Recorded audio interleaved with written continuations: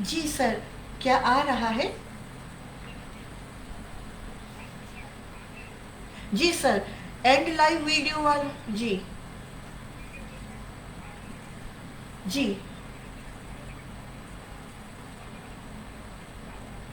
जी जी जी जी जी जी sir जी। जी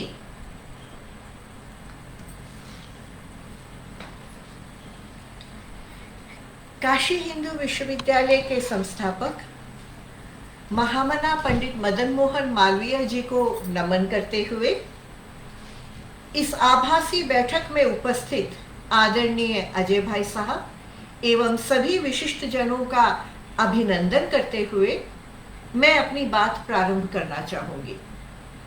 आज स्वदेशी चौपाल का 40वां दिन है।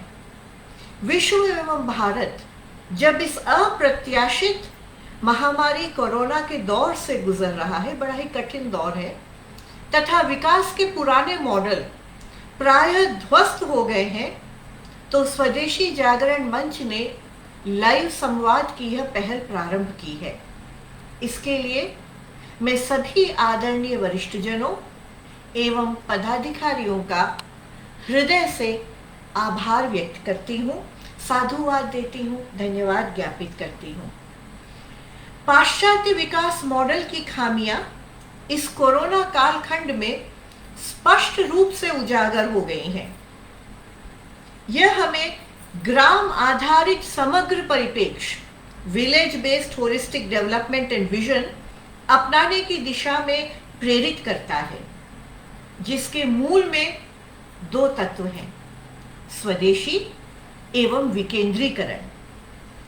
यह विकेंद्रीकरण, डिसेंट्रलाइजेशन, न सिर्फ आर्थिक होना चाहिए अपितु शैक्षणिक, प्रशासनिक, न्यायिक, यानी देश के सभी आयामों में, सभी क्षेत्रों में होना चाहिए। मेरा यह मानना है कि जब भारत का युवा वर्ग हृदय से स्वदेशी एवं विकेंद्रीकरण की अवधारणा से जुड़ेगा, इसे अंगीकार करेगा, इसे आत्मसात करेगा, तभी यह सफल हो पाएगा। पंचवर्षीय योजनाओं में न जाने क्यों हमने एक सेंट्रलाइज्ड मॉडल ऑफ डेवलपमेंट, एक केंद्रीकृत मॉडल जिसे हम कह सकते हैं, उसे हमने अपनाना प्रारंभ कर दिया। जब यह मॉडल हमने अपना लिया तो स्वतः ही हम अपनी माटी, अपनी बोली, अपनी भाषा, अपनी संस्कृति से धीरे धीरे दूर होते गए। यह केंद्रीकृत विकास मॉडल, जिसे कि हम लोग अर्थशास्त्र में विभिन्न सिद्धांतों के माध्यम से भी समझाते हैं, ग्रोथ पुल थ्योरी है, ट्रिकल डाउन थ्योरी है, इत्यादि इत्यादि, यह एक परिकल्पना पर आधारित है, और वो परिकल्पना है इकोनॉमिक मैन, यानी कि आर्थिक मानव की। जबकि भारतीय परिकल्पना 4 पुरुषार्थों के स्तंभ पर टिकी हुई है। पाश्चात्य चिंतन की यही घोर व्यक्तिवादिता उनके विकास मॉडलों के असफल होने का कारण है।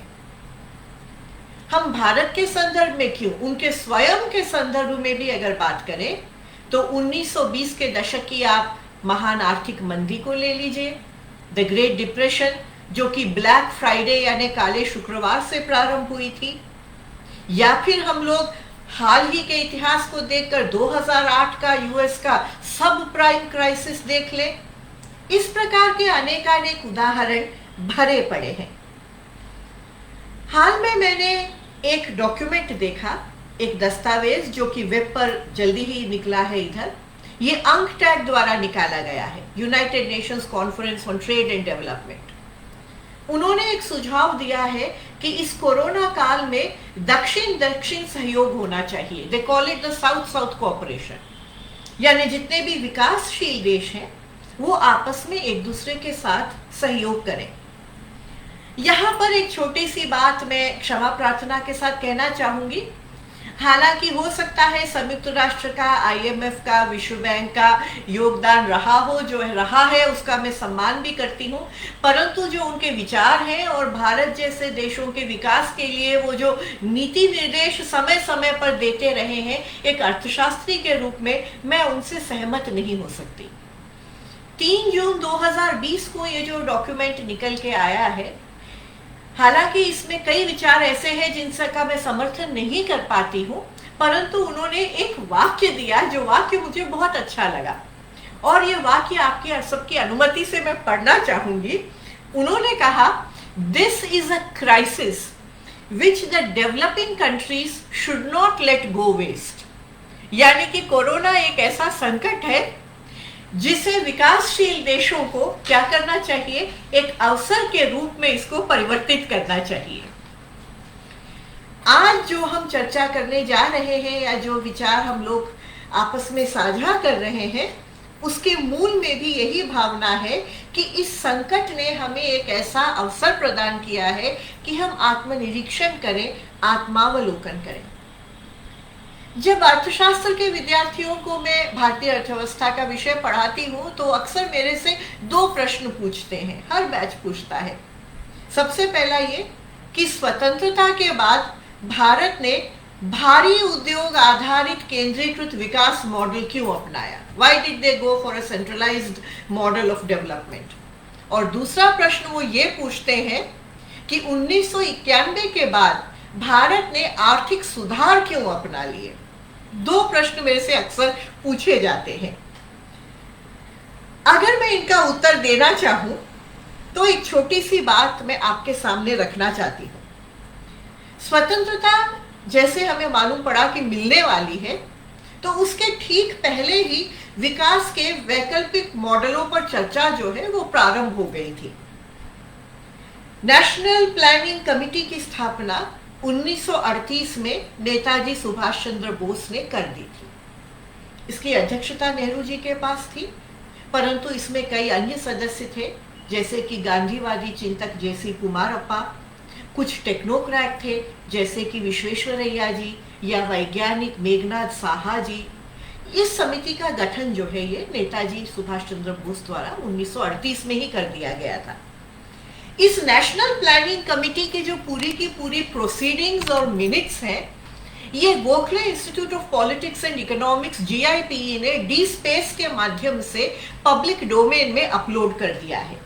पूरा का पूरा डॉक्यूमेंट उपलब्ध है and it's very interesting reading. इस डॉक्यूमेंट में मुझे 2 पंक्तियां ऐसी दिखाई दी हैं, page number 65 and page number 66 पर, जो अगर मैं पूरे सम्मान के साथ कहना चाहूं तो वो ये राज खोल देती है कि स्वदेशी कुटीर उद्योग, ग्रामीण उद्योग पर आधारित हमारा देश अचानक हैरोल्ड डोमार मॉडल की बात कैसे करने लग गया स्वतंत्रता के बाद। पंक्तियां मैं आपके सामने पढ़ देती हूं। There can be no planning if such planning does not include big industries. ये चेयरमैन का नोट है। चेयरमैन मैंने कहा था नेहरू जी थे इस कमेटी के। पुनः मैं बोल देती हूं, there can be no planning if such planning does not include big industries. औद्योगिकरण, भारी औद्योगिकरण एवं केंद्रीकरण के प्रति इस रुझान ने ही श्रीमन नारायण अग्रवाल जी के गांधीयन प्लान को या JC कुमारप्पा जी के द इकोनॉमी ऑफ परमानेंस को एक किनारे कर दिया। तो इन रचनाओं में जो डिसेंट्रलाइज्ड डेवलपमेंट की परिकल्पना की गई थी वो कभी मेन स्ट्रीम डिस्कोर्स में आ ही नहीं पाया। कुमारप्पा जी की किताब जो है द इकोनॉमी ऑफ परमानेंस, उसमें उन्होंने बहुत खूबसूरती से यह समझाने का प्रयास किया है कि केंद्रीकृत मॉडल ऑफ डेवलपमेंट किस रूप में हानिकारक है। उनका कहना है, centralised industries generally act like centrifugal machines. कितना सुंदर शब्द उन्होंने इस्तेमाल किया है, centrifugal machines. These concentrate wealth in a few hands. आगे चलकर वो कहते हैं, the decentralised industries have the natural tendency of distributing wealth. यानी अगर आप केंद्रीकृत मॉडल की तरफ जाएंगे तो सत्ता का, संपत्ति का, वेल्थ का, समृद्धि का केंद्रीकरण होगा। जबकि आप डिसेंट्रलाइज्ड इंडस्ट्रीज की तरफ जाएंगे तो समाज में सभी की भागीदारी बराबर होगी, असमानता का ह्रास होगा। स्पष्ट है कि भारी उद्योग एवं शहरीकरण आधारित विकास सत्ता के केंद्रीकरण का माध्यम था। आज सौभाग्य से चूंकि इस मंच के माध्यम से कई सारे विद्यार्थी भी जुड़े हैं, युवा वर्ग जुड़ा है, तो मैं एक पत्र का उल्लेख करना चाहूंगी। यह पत्र भी पब्लिक डोमेन में उपलब्ध है। गांधी आश्रम सेवाग्राम ने अपने वेबसाइट पर डाला है। यह पत्र गांधी जी के अक्टूबर 5, 1945 के पत्र के जवाब में पंडित जवाहरलाल नेहरू जी ने अक्टूबर 9, 1945 को आनंद भवन इलाहाबाद से लिखा है। गौर करिए कि वो क्या कहते हैं। जब इस पंक्ति को मैंने पढ़ा मुझे बहुत दुख भी हुआ। वो लिखते हैं गांधी जी को, a village normally speaking is backward intellectually and culturally and no progress can be made from a backward environment. इस मुद्दे पे इससे ज्यादा कुछ और कहने की मुझे आवश्यकता नहीं है। तो सबके सामने स्पष्ट हो गया है कि वो कौन सी विचारधारा थी, वो कौन सी सोच थी जिसने द्वितीय पंचवर्षीय योजना को जन्म दिया, प्रथम पंचवर्षीय योजना को जन्म दिया। हालांकि एक तरीके से देखा जाए तो प्रथम पंचवर्षीय योजना में फिर भी थोड़ी चर्चा मिलती है लघु और कुटीर उद्योगों की, लेकिन द्वितीय पंचवर्षीय योजना पूरी तरह एक केंद्रीकृत मॉडल का, जो जिसे कहते हैं ना, एक पोस्टर बॉय के रूप में जो है वो कार्य करता है। अब आते हैं दूसरे प्रश्न पर कि 1991 के बाद आर्थिक सुधारों को इतनी त्वरित गति से क्यों लागू कर दिया गया। इसके लिए जरा थोड़ा सा विश्व इतिहास देखना भी आवश्यक है। 1980 के दशक में, this is also available publicly, Latin America के देश यानी दक्षिण अमेरिका के देश अर्जेंटीना, मेक्सिको, चिली एक्सेट्रा, ये देश जो है आर्थिक संकट की चरम सीमा पर थे और इनको बचाने के लिए ऋण दे रहा था विश्व बैंक और IMF। इस ऋण को देने के पहले उन्होंने कुछ शर्तें रखी। इन शर्तों के लिए वो एक शब्द विशेष इस्तेमाल करते हैं, जो शब्द विशेष है कंडीशनैलिटीज। ये शब्द फिर से तब इस्तेमाल किया गया जब 1991 में उन्होंने, मैं आपको आगे चल के दस्तावेजों के साथ बता पाऊंगी, हम लोगों को करीब करीब जो है दबाव में लेके हमारे ऊपर इस नीति को जो है लागू कर दिया और उस दबाव के सामने हम लोग झुक गए। विश्व के स्तर पे क्या किया गया, 10 बिंदुओं का एक डॉक्यूमेंट तैयार किया गया। इस 10 बिंदुओं के डॉक्यूमेंट को तैयार करने वाले अर्थशास्त्री थे विलियमसन, और जो डॉक्यूमेंट उन्होंने तैयार किया गया वो अर्थशास्त्र में जाना जाता है वॉशिंगटन कंसेंसस के नाम पर। और अगर आप उस वॉशिंगटन कंसेंसस के ओरिजिनल दस्तावेज को 1991-92 की हमारी आर्थिक समीक्षा को, 1991 की हमारी औद्योगिक नीति को एक साथ रख के आप मिलान करें तो आपको समानता समझ में आ जाएगी। भाषा की समानता, विचारों की समानता, दृष्टिकोण की समानता। 24 जुलाई 1991 को हमारी औद्योगिक नीति आ गई। इस औद्योगिक नीति में लघु और कुटीर उद्योगों के बारे में क्या कहा गया, पृष्ठ नंबर 2 पर छोटे अक्षरों में ये लिख दिया गया, a package for small and tiny industries is being announced separately. ठीक, यानी कि मुख्य जोर किस पर रहा, वॉशिंगटन कंसेंसस के लिबरलाइजेशन, प्राइवेटाइजेशन, ग्लोबलाइजेशन के बिंदु पर रहा। इसके साथ ही मैं आपका ध्यान एक और डॉक्यूमेंट की ओर मैं लाना चाहूंगी। हो सकता है वो डॉक्यूमेंट जो है शुरुआत में पब्लिक डोमेन में ना रहा हो, क्योंकि अब उस पे लिखा आ रहा है open for public domain. Report संख्या मैं बता देती हूँ, 9412 9412-IN। IN का मतलब है इंडिया। ये कंट्री स्पेसिफिक मेमोरेंडम इसे कहा जाता है।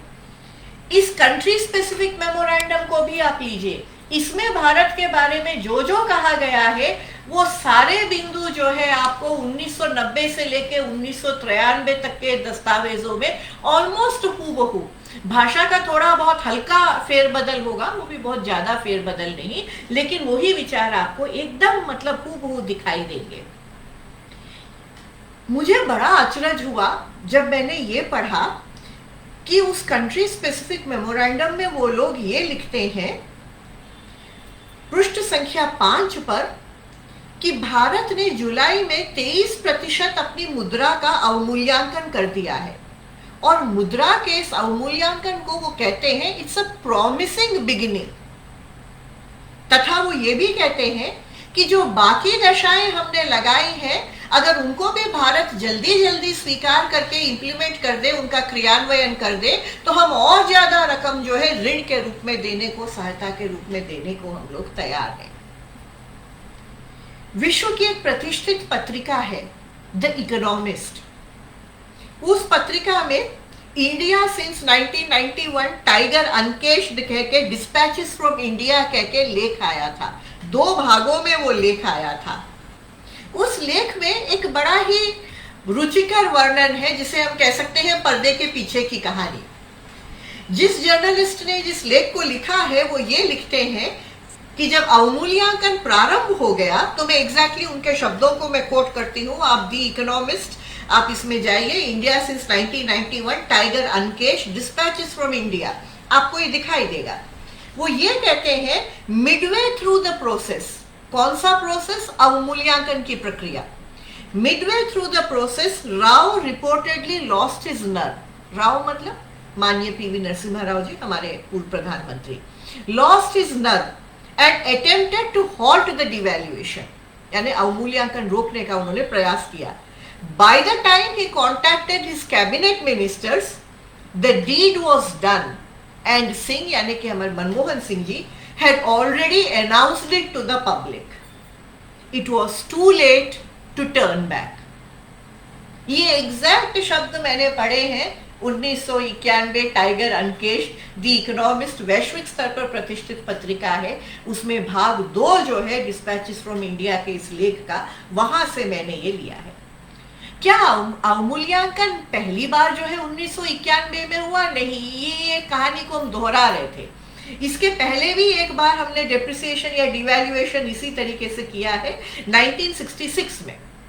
1966 में भी इसी प्रकार से आईएमएफ ने और विश्व बैंक ने जो है हम लोगों को ये कहा था कि हम कुछ दशाएं आप पर लगा देते हैं, शर्तें, आप उसको स्वीकार कर लीजिए, हम आपकी सहायता करेंगे। तथा उस समय पर 57% जो है रुपए का अवमूल्यांकन जो है वो किया गया था, परंतु उसके बाद अपेक्षित आर्थिक मदद नहीं मिल पाई, जिसके बारे में 2 वर्षन जो है वो नॉर्मली आपको मिलते हैं।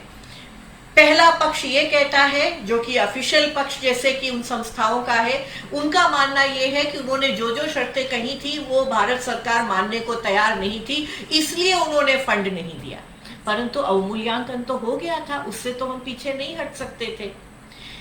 दूसरा पक्ष एक है, वो ये कहता है कि तत्कालीन अमेरिकी राष्ट्रपति जो थे वो भारत को सहायता देने के खिलाफ थे, क्योंकि भारत ने वियतनाम युद्ध में अमेरिका का समर्थन नहीं किया। असली कारण क्या है वो हम लोग कह नहीं सकते हैं, परंतु 1966 के बाद पुनः 1991 में यही राय उन संस्थाओं ने हमें दी और उस राय को हमने स्वीकार किया और उनकी बाकी शर्तों को भी हमने स्वीकार किया। अब ये औद्योगिक नीति जो है 1991 की इंडस्ट्रियल पॉलिसी जो है, इसने जो परिवर्तन किया, ये परिवर्तन न सिर्फ आर्थिक रूप से हुआ, परंतु भारत की सामाजिक और सांस्कृतिक ढांचे पर भी एक तरीके से ये एक प्रहार था। मेरा ये मानना है कि ठीक है, कुछ अच्छी बातें हैं जिसे हमें स्वीकार करना चाहिए। मैं ये नहीं कहती कि सब कुछ बुरा हुआ, परंतु एक बात हमें ध्यान रखने योग्य बात जो मुझे लगती है वो ये है कि जो कार्य शायद लॉर्ड मैकॉले पूरी तरह नहीं कर पाए, वो वैश्वीकरण ने कर दिखाया। उसने करीब करीब एक ऐसे, भले ही संख्या कम हो, लेकिन एक ऐसे युवा वर्ग का उदय कर दिया जो कि अपने चिंतन में, अपने आचार में, विचार में, सब में पाश्चात्य तरीके से सोचता है। और अपनी जड़ों से कटता चला जा रहा है। ये हमारे लिए सबसे बड़ी हानि रही है। तो मेरा मानना है कि आर्थिक हानि से ज्यादा जो हानि हमें हुई है 1991 की नीति के द्वारा, वो हानि सांस्कृतिक हानि रही है। अब हम अगर बात करते हैं लघु उद्योगों और कुटीर उद्योगों की, तो 60 का दशक और 70 का दशक इन उद्योगों के लिए गोल्डन काल या स्वर्णिम काल रहा एक प्रकार से। 77 की औद्योगिक नीति जो थी, 1977 की नीति, वो तो यहां तक कहती है कि अगर कोई वस्तु जो है लघु क्षेत्र में बन सकती है तो उसे लघु क्षेत्र में ही बनाना चाहिए।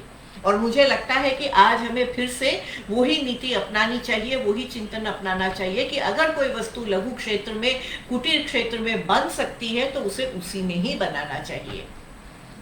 एक समय ऐसा पीक था जब 800 से ज्यादा आइटम ऐसे थे जो कि लघु उद्योग के लिए आरक्षित थे, रिजर्व्ड थे।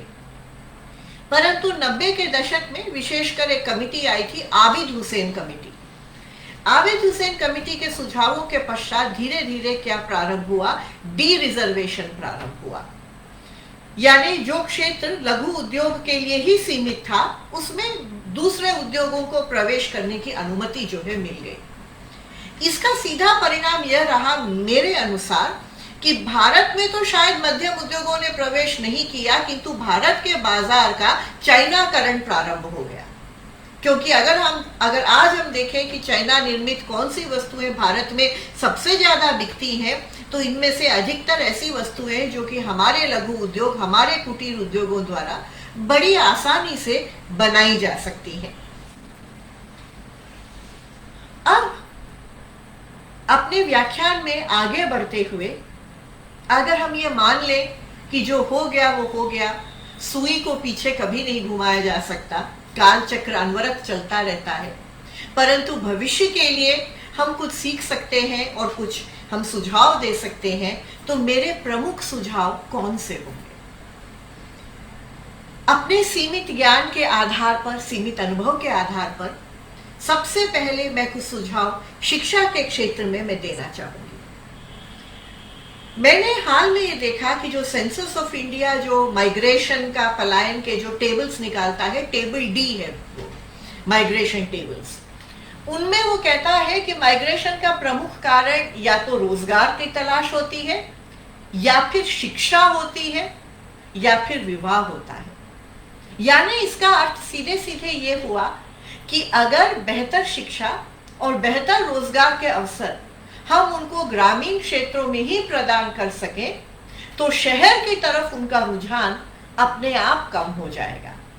और ये शहरीकरण बड़ी तेजी से बढ़ा है। 2001 और 2011 के मध्य भी ये बड़ी तेज रफ्तार से बढ़ा है। और ये शहरीकरण ज्यादा बढ़ा है बड़े शहरों की तरफ, cities like Delhi, Bombay. These are the centers which is attracting people from the hinterlands, जिसे हम लोग अर्थशास्त्र में हम एक शब्द जो है वो इस्तेमाल करते हैं। मेरा ये मानना है कि अब जब भारत डिजिटल रिवॉल्यूशन के रास्ते पर चल पड़ा है और ऑनलाइन शिक्षण, पाठ्यक्रम, संवाद हम सब ऑनलाइन कर रहे हैं, तब शिक्षा को भी विकेंद्रित कर दिया जाना चाहिए। भौगोलिक रूप से ना सही, परंतु वर्चुअल रूप से ही गुणवत्ता परक शिक्षा अगर हम ग्रामीण क्षेत्रों में प्रदान कर सकें, तो शहर आने का एक बड़ा कारण युवा वर्ग का समाप्त हो जाएगा। मैं एक अन्य सुझाव भी देना चाहती हूं। मैं क्षमा भी मांगती हूं इस सुझाव को देने के पहले। मैंने ये देखा है और अक्सर हम लोग सब इस बात को देखते हैं और जानते हैं कि भारत की जो बेहतर शैक्षणिक संस्थाएं जो हैं, जिन्हें हम प्रीमियर इंस्टीट्यूशंस कहते हैं, उनमें पढ़े युवा पढ़ाई पूरी करने के बाद, जबकि वहां पर उन्हें सब्सिडाइज्ड शिक्षा मिलती है जिसका खर्चा सरकार उठाती है, पढ़ाई पूरी करने के बाद अपने ज्ञान का पूरा बेनिफिट या फायदा विदेशों को देने के लिए पलायन कर जाते हैं। मेरा मानना यह है कि प्रीमियर इंस्टीट्यूशंस में या जो सर्वश्रेष्ठ शैक्षणिक संस्थान है उसमें पढ़ने वाले जितने भी युवा हैं, वो भारत सरकार के साथ 1 साल का बॉन्ड साइन करें, जिसके अंतर्गत 1 वर्ष तक उन्हें ग्रामीण क्षेत्र में इंटर्नशिप करनी पड़े। मेरा तो ये भी मानना है कि जो हम सभी शिक्षक हैं, हमें भी इसके साथ जुड़ना चाहिए। हम अपनी पसंद का कोई भी प्रोजेक्ट चुने, भले ही हम लोग साल में 2 हफ्ता दें, 3 हफ्ता दें, परंतु हम लोग ग्रामीण क्षेत्र में किसी एक प्रोजेक्ट से जुड़े। वो शिक्षा का प्रोजेक्ट हो सकता है, सशक्तिकरण का प्रोजेक्ट हो सकता है, ग्रामीण क्षेत्र में जो लोग स्वरोजगार की राह पर बढ़ चले हैं उन लोगों के लिए स्किल ट्रेनिंग का कार्य हो सकता है। जो हो, जिस किसी भी दिशा में हमारी रुचि हो, लेकिन हम जुड़े जरूर। मेरा मानना है कि इसके लिए जो है प्रयास करने की आवश्यकता है। साथ ही साथ मैं ये भी मानती हूं कि हम लोग ये संकल्प कर लें कि अपने स्तर पर जो भी चाइना में चीजें हम खरीदते हैं उसको खरीदना हम बंद करें। ये हमने प्रारंभ कर दिया है भारत में, और इस सामान का उत्पादन, जैसा कि मैंने पहले कहा, भारत के लघु उद्योगों और भारत के कुटीर उद्योगों में किया जाए। आखिर पहले भी तो होता था, फुलझड़ी है, मैच बॉक्स है, लाइटर है, छोटा मोटा सामान, बाकी अन्य आवश्यकता का, रोजमर्रा का घर की आवश्यकता का सामान है। इसके लिए कोई बहुत बड़ी तकनीकी ज्ञान की आवश्यकता नहीं है, बहुत ज्यादा पूंजी की भी आवश्यकता नहीं है। इसका उत्पादन तो हम स्वयं कर ही सकते हैं। आखिर चाइना से इतने बड़े व्यापार संबंध बनने के पहले हम करते ही थे अपने देश में। ये सुझाव मेरी ओर से मैं सभी लोगों के लिए देना चाहूंगी। इसके साथ ही मैं एक और बात जो है वो कहना चाहती हूँ, ये है कि सरकार जो है फिलहाल MSME शब्द का इस्तेमाल कर रही है। माइक्रो भी है, स्मॉल भी है, मीडियम भी है, लेकिन मेरा मानना है कि माइक्रो को जो है एकदम अलग कर दिया जाए। ये MSME का कॉन्सेप्ट जो है ये इस्तेमाल ना किया जाए, क्योंकि जो माइक्रो उद्योग है वो बहुत ही छोटे हैं, दे आर टाइनी। तो उन उद्योगों की समस्याएं, उनके सामने आने वाली परेशानियां वो अपने आप में बिल्कुल विशिष्ट है, बिल्कुल अलग है।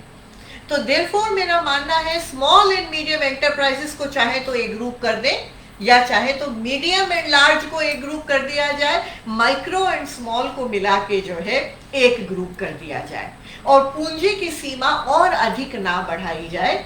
ये भी मेरा एक सुझाव है। अगर हम कृषि पर आते हैं तो जून 3, 2020 का जो अध्यादेश है, अगर उसका क्रियान्वयन जब पूरी तरीके से हो जाएगा तो भारतीय कृषि में वो आमूलचूल परिवर्तन लाएगा। परंतु इस परिवर्तन का फायदा कृषकों को मिलना चाहिए। कृषकों को यह फायदा कैसे मिलेगा? 2 तरीके हैं। एक, सरकार ने ऑलरेडी पहल प्रारंभ कर दी है नेबार्ड एवं अन्य संस्थाओं के माध्यम से, FPO, फार्मर प्रोड्यूसर ऑर्गेनाइजेशंस।